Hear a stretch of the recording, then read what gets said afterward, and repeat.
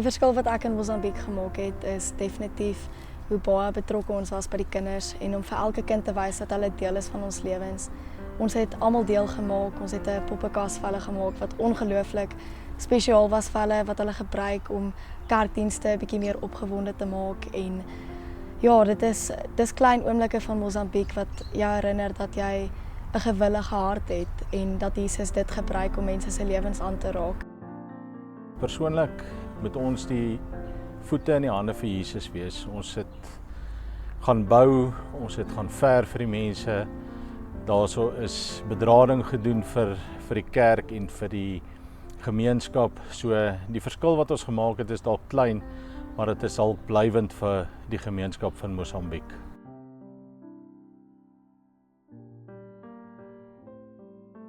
Die uitreik het vir my in perspektief gewys hoe dankbaar ek moet wees vir alles wat ek het. Ek is so bevoorreg om 'n huis te hê en 'n kerk te hê en 'n gemeenskap wat lief is vir my. Ek kon gesien het by Jacques en Nini hoe lief hulle vir mekaar ook is, maar toe ek teruggekom het hier in Pretoria het ek meer opgelet oor alles wat ek voor dankbaar moet wees.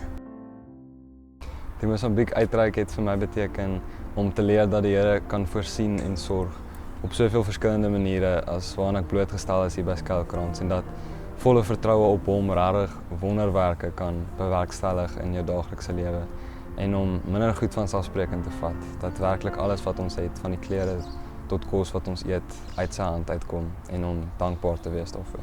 Wat dit vir my gedoen het was om uit te vind dat my gawe is regtig die van 'n apostel.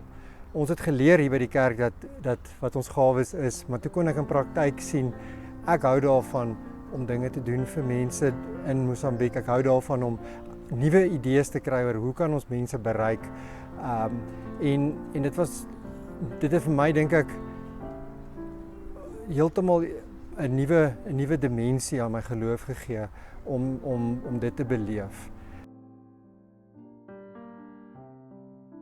Ek dink mense moet op die uitreik gaan bloot want dit wys vir jou wat God vir jou beplan het. Dit wys ook vir jou die rustigheid van lewe en hoe om werklik in vrede en in gelukigheid te lewe.